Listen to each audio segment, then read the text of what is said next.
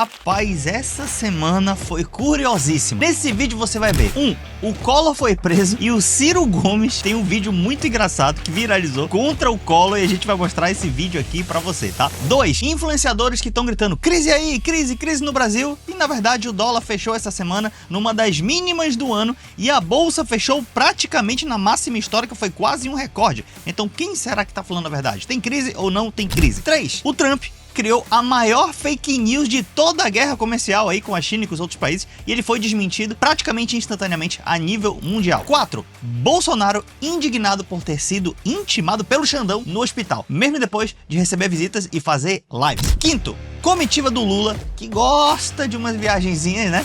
Viajou outra vez, mas dessa vez parece que foi um motivo nobre. Nesse vídeo você vai ver isso e muito mais. E claro, as melhores notícias do mercado financeiro dessa semana. Esse é o Resumo da Bolsa, um programa semanal que te livra de ler um montão de notícias do mercado e no mundo, e tá tudo compiladinho aqui pra você num único vídeo. E melhor, sem ficar puxando saco de político de estimação. Aqui a gente elogia quando tem que elogiar e critica quando tem que criticar. Então vem comigo que o programa de hoje está imperdível.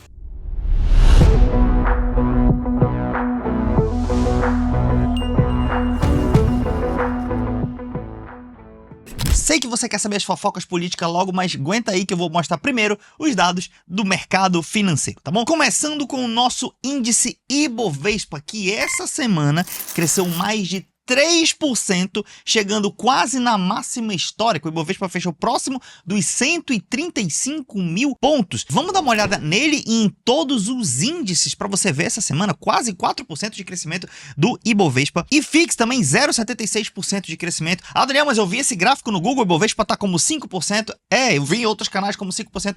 Mas eles fizeram a conta errada porque tem um feriado aí no meio e o Google está puxando da data errada. Aqui a planilha é toda automatizada, pega direto da fonte e está correta. SP500, falando lá da gringa, cresceu quase 6% essa semana, com o suposto, talvez, alívio do Trump das negociações com a China das tarifas, tá? E VVB11, que replica o SP500, é uma forma de você comprar o SP500 via Brasil, 3,86%. O IVVB11 só não cresceu tanto quanto o SP500 porque o dólar caiu, tudo bem? Ou seja, bom pra gente, ficou mais barato, fechando a 5,69. Lembra que o seu influenciador falou que o dólar tinha batido 6,30 por conta de risco fiscal do governo. Mas e agora, gafanhoto? O governo agora, Lula, virou o responsável fiscal, E aí baixou pra 5,69. Então não tô nem entrando no mérito se o governo é responsável ou irresponsável. Mas o grande fato é que isso foi efeito Trump. Começou um pouco depois da eleição do Trump e está terminando agora essa super variação do dólar, espero eu, tá? Daniel, VT, o que é isso? É um ETF que tem aí principais empresas do mundo espalhadas por vários países do mundo. E o mundo, então, cresceu essa semana, as ações do mundo, tá claro que não representa tudo,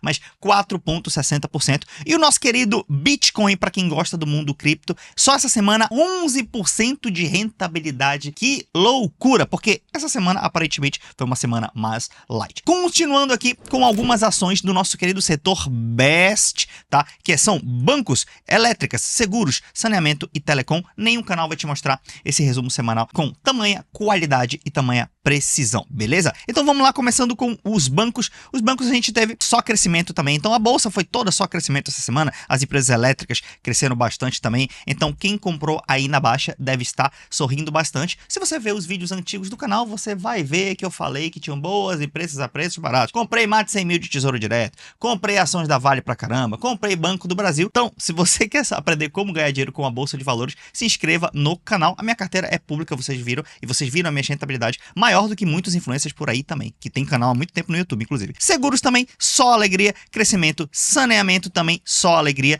e telecom, só alegria, com exceção da Oi BR3, que é a empresa mais complicada de telecom. Vamos aqui aos próximos dados. Commodity. O Brasil é um grande exportador de commodity. Então a gente tem aqui empresas que negociam minério de ferro, como a Vale, petróleo, como a Petrobras e várias outras, tá? Nosso setor de commodity essa semana variou bastante. Isso aqui, inclusive, é muito normal nesse setor, tá? Mesmo às vezes quando a bolsa tá muito alta, ele varia bastante durante a semana, não necessariamente está correlacionado. O petróleo pode baixar de preço, preço e o minério de ferro pode subir de preço tudo na mesma semana. Ao contrário do slide anterior, que você viu que foi tudo azul. Então, Vale 3, eu comprei Vale 3, mostrei 35 mil reais para vocês, comprei a 49 reais, ela subiu, já está a 53 reais, tudo bem? Petrobras caiu aí 1% essa semana e aqui você tem dados de outras empresas de commodities. E passando agora para os profetas que mais erram profecias na história, que é o Boletim Focus, que são economistas do mercado e instituições financeiras que fazem previsão de como o Brasil vai terminar esse ano e o próximo ano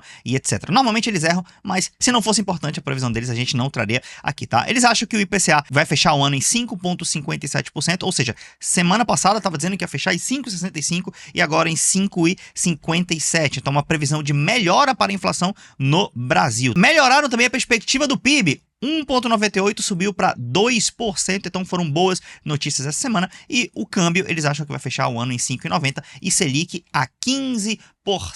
Sobre a Selic, a gente tem informações que podem ser positivas para a gente agora. Porque o nosso querido Banco Central tem uma meta a cumprir, a meta de inflação, que eu já fiz vídeo questionando essa meta, inclusive. Se você quiser ver, vai lá no vídeo que tem uma thumbnail. Eu, o Lula, o Bolsonaro, o Galípolo na foto que eu te falo. Selic, 14,25, a história completa. Mas, querendo bater essa meta de inflação, a arma que o Banco Central decide usar é aumentar a taxa de juros. Mas se a inflação estiver caindo, ou pelo menos dando sinais de melhora, pode ser que a taxa de juros não precise subir tanto. Então, aqui no mês de abril, o IPCA veio um pouco menor do que o esperado. O IPCA é a nossa querida inflação, apenas 0,43% em abril. Foi um pouco menor do que a expectativa. E também já há algumas especulações, tá? De que talvez o Banco Central, na nossa próxima reunião em maio, não suba mais a taxa de juros. Ela estava prevista para subir até 15%, talvez. Alguns economistas do caos falaram, não, vai subir para 17%, vai subir para 20% por conta de descontrole fiscal. Eu já achava aquilo um pouco insanidade, mas assim, até 15% poderia realmente chegar. Mas vamos ver como vai se comportar o Banco Central. Pode fazer uma alta de uma magnitude menor, ou seja, menor que 1 ponto, menor que 75. Se aumentasse, ainda ficaria ali na casa dos 14. Pode ser, ou pode ser que nem aumente. Vamos esperar as próximas notícias. E vindo aqui para o cenário político no Brasil, o ex-presidente Collor foi preso em Maceió por corrupção e lavagem de dinheiro depois de um processo, queridos, de 10 anos. Esse processo começou em 2015, a denúncia dele, tá? Por 20 milhões em propinas, fora todos aqueles outros processos que o Collor teve. O Collor aí que já foi de um lado, já foi de outro, já foi patriota, já foi do outro canto também. E aí a pena dele tinha sido estabelecida já em 2023, ou seja, ele conseguiu enrolar de 2015 a 2023 e de 2023 até 2025 para ser preso realmente. E aí o que aconteceu? O Ciro Gomes, eu gosto bastante das análises do Ciro Gomes, eu não concordo com 100%, é óbvio, mas ele tem críticas aos dois lados, ao bolsonarismo e ao lulismo, muitas vezes muito pertinentes, então eu gosto de ouvir o Ciro. Ele tem um vídeo sobre o Collor que viralizou, né, muito engraçado, eu quero mostrar para você aqui agora, tá? Vou pegar um dano moral de novo. E agora de um poderoso. Eu peguei um dano moral, sabe de quem? Vocês não vão acreditar. Do Collor. Vocês acreditam? Pegou agora não sei quantos anos de cadeia. Eu me odeio. E o Tribunal de São Paulo me condenou a indenizar o rapaz porque eu feri os pruridos morais dele. Então, dano moral do Collor. Sabe quanto é o valor? 800 pau. Dinheiro que eu não tenho. É, isso aí. Eu me odeio. Vamos adiante. Podia ao menos processar por calúnia, né? Que eu tinha exceptio veritatis, não é isso que a gente aprende na escola? Exatamente. Sessão da verdade, exceptio veritatis. Podia dizer assim, não, é ladrão mesmo. Mas tá aqui, ó. Ei, Collor, deixa o rapaz. Sou eu. É bom. E sabe por quê? Eu defendendo o Lula. Eu me odeio mortalmente. Genial, genial. Então, galera, esse foi o vídeo do Ciro Gomes. Ele falou, cara, eu fui defender o Lula e tomei o processo do Collor e, bicho, eu me odeio. Pô, fui defender o Lula e tal. Cara, genial. O Ciro é um cara que faz falta aí nesse debate, né, cara, principalmente pela parte das críticas dele, né? Ele tem uma visão de projeto nacional. Assim, muita gente pode discordar do plano do Ciro, mas ele é um dos caras que tem um plano para o Brasil, né? Então, mesmo você concordando ou discordando, eu mesmo discordo de várias coisas, mas pelo menos ele tem um plano e ele bota para debater e os outros candidatos, não, um fala de picanha, o outro fala de negócio de moral e tal, etc. E aí, o que aconteceu? Já falando do Bolsonaro aí, a gente sabe, tomou essa facada de 2018 na eleição, né? A galera aí mais da esquerda, não, é a fakeada. Gente, não é uma fakeada, ele tomou uma facada de verdade. Eu sempre falo isso, o pessoal da esquerda fala da fake news da direita, mas também fica criando fake news do lado da esquerda. E aqui a gente critica os dois lados, a gente fala as coisas que tem que ser a verdade. infelizmente, né, tomou uma facada e passou por tudo isso e tal, e ele sofre consequência disso até hoje. Ele teve uma piora essa semana, infelizmente, tá? Mas os médicos aí agora, recentemente, dia 25, essa notícia, já descartaram mais complicações do Bolsonaro. Essa semana ainda, que ele tava lá, ele começou a receber visita. Então ele recebeu visita de uma galera, e daí recebeu visita do Valdemar da Costa Neto, postaram foto, sorrindo no Instagram e tal. E a galera olhando. E aí na UTI também, ele foi e fez uma live, na qual ele debocha da urna eletrônica e tal, aquele padrão lá do Bolsonaro que a gente conhece, uma galera lá na live com ele, tava o Nelson Piquet, tava o filho dele e tudo mais. Poxa, aí simplesmente o que aconteceu? Uns dias depois, o Bolsonaro é intimado na UTI. Intimado é o quê, gente? É receber um papel, tá? E ele postou um vídeo, muita galera aí bolsonarista ficou postando, poxa, que injustiça, ele está sendo intimado, ele está numa condição que ele não pode ser intimado. Você se pergunta, cara, por que Bolsonaro foi intimado então, mesmo estando no hospital? E simplesmente o fato dele estar recebendo visitas, de verdade, ele recebeu visitas, né? Ele fez uma live, mostrou sim que ele tinha condições de ler um papel, porque na prática é ler um papel. E eu até acho que faz sentido, né? Ainda mais a galera mais à direita que fala o seguinte, fala, pô, a gente é contra o mimimi, etc e tal. O Bolsonaro poderia, nesse ponto, ter sido contra o mimimi, né? Mas o Xandão, a gente sabe também que qualquer coisa ele quer puxar aí a tal do Bolsonaro também, então ele deve ter unido o útil ao agradável. Então, quando é pra falar mal do Xandão, a gente fala aqui também, tá? Mas a gente fala baixinho também, né? Que é pra não, tu sabe, né? Pra não ter tanto problema aí. Mas aí você fala, Daniel, poxa, mas e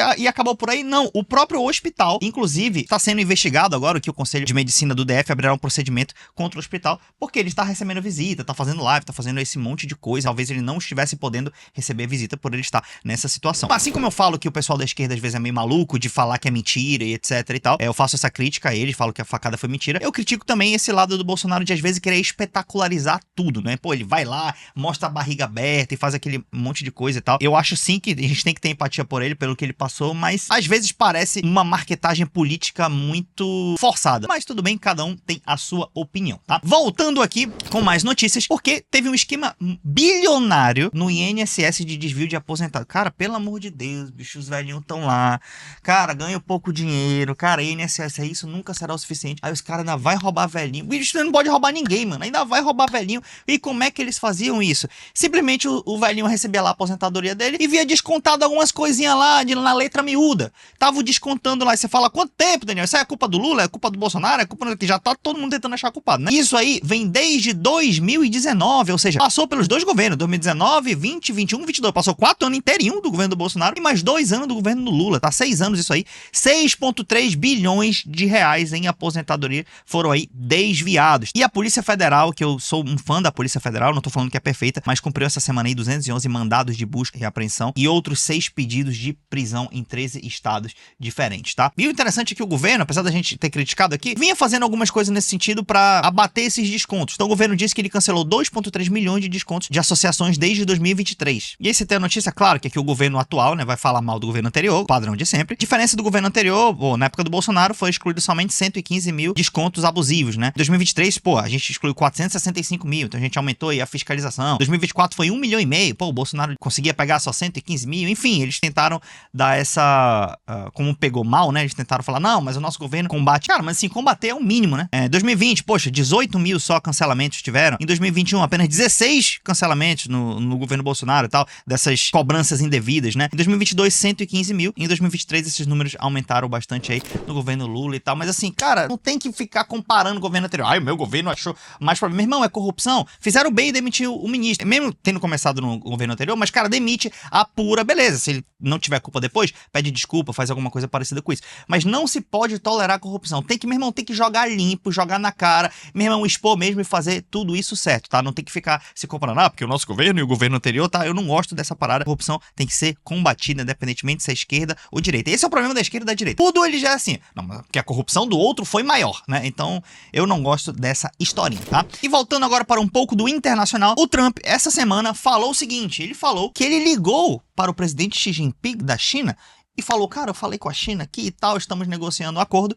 E simplesmente a China veio depois e falou o seguinte, ó, meu irmão, cara, a gente não falou com o Trump não, assim, isso aí é mentira, é fake news. Agora, alguém tá mentindo. Ou a China tá mentindo, ou o Trump tá mentindo. Pelo que o Trump tem falado e não falado aqui, a gente tende a achar que o Trump tá mentindo, ele tá meio maluco. Ou ele é um gênio, e se ele for um gênio a gente vai voltar e vai elogiar aqui o que aconteceu, deu tudo certo. Ou ele tá maluco mesmo e tá só perdido e tá se fingindo de que é uma estratégia, mas ele meteu o pé pelas mãos. E essa fake news foi uma prova disso e a China desmentiu aí o Trump, tá? E aí, o que mais que tem acontecido? O Trump também, numa notícia rápida aqui, ele olhou e falou, cara, as tarifas podem ser boas. Por exemplo, o Brasil e outros países, e ele citou o Brasil, cara, o Brasil. E aí o Trump falou assim numa entrevista pra Time, ele falou assim, ó, a China fez conosco, eles nos cobram 100%. Você olhar pra Índia, mais de 100%. Se você olhar pro Brasil, pra muitos países, eles nos cobram. É assim que sobrevivem, é assim que eles ficaram ricos. Cara, o Brasil ficou rico com tarifa. Então, cara, eu não sei o que é mais maluco nessa frase. Se ele falar que o Brasil é rico, e se ele acha que o Brasil ainda ficou rico por tarifa, e olha que você sabe, aqui eu não sou um canal libertário ou anarcocapitalista, eu acho que o Estado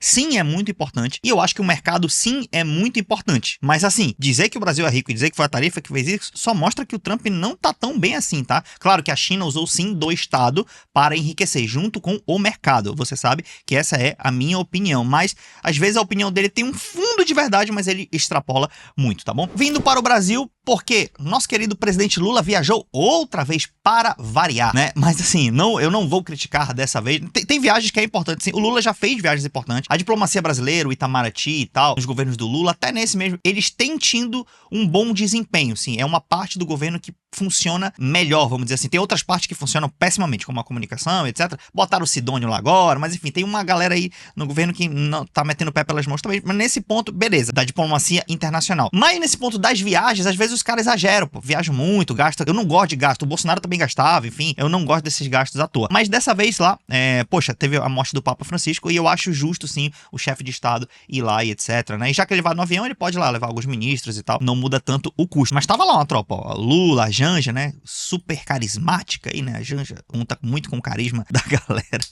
Não quero falar muito não da nossa primeira dama aí, mas tudo bem. A ex-presidente Dilma tava lá também e prestaram aí as homenagens ao Papa. Não quero tirar piada sobre isso, porque eu acho sim, foi correto, tinham sim que prestar homenagem, tudo bem, tá valendo o Papa aí, uma figura muito importante para a religião mundial, né? Para as pessoas de todo o mundo, tá? Então que Deus o tenha, né? Que o próximo Papa possa ser um Papa ainda melhor que o Papa Francisco, né? O Papa bem humilde, eu gostava do Papa Francisco, poxa, bem humilde e tal, todo o velório dele aí foi uma... Sim, lembrava Jesus da Bíblia, né? Claro que ele pode ter os erros dele, mas foi um negócio sem muito luxo e tal, muito interessante. Voltando aqui pro Brasil, as exportações do agronegócio brasileiro subiram e bateram recordes. Então, cara, muita gente diz assim, o Lula calado é um poeta. Tem muita gente que fala essa frase. Então, o governo parece que está acertando um pouco nesse lance, porque tá jogando parado com esse lance das tarifas. Se o governo tentar comprar briga, o Congresso até fez, o Senado, o Lula fez uma parada lá, que eles até acionaram organismos internacionais para falar que o Brasil tem condições de retalhar. Beleza, isso é legal, mostrar que é macho. Mas retalhar na prática, aí eu não acho tão inteligente e parece que neste ponto o governo calado está sendo poeta. Por quê? Jogar parado parece estar sendo a melhor situação, então deixa a galera brigar, quem quiser comprar com a gente,